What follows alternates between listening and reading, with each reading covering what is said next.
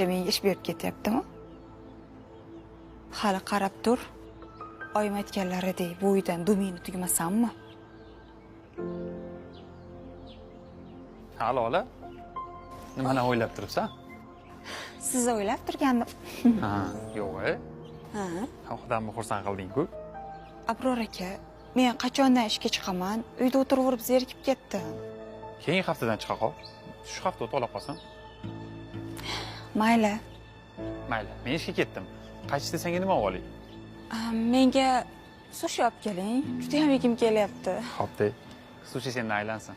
Mayli, yaxshi o'tir. Mayli, kuzatib qo'yaman. Yo'q, mayli. Assalomu alaykum oyi. Va alaykum assalom. Ha, qizim?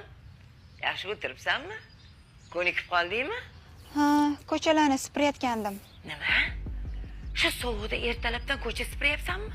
Ana o'zining majbur qildimi? Yo'q, oyi, o'zim supurmasam, o'zining uyiga umuman qaramaydi.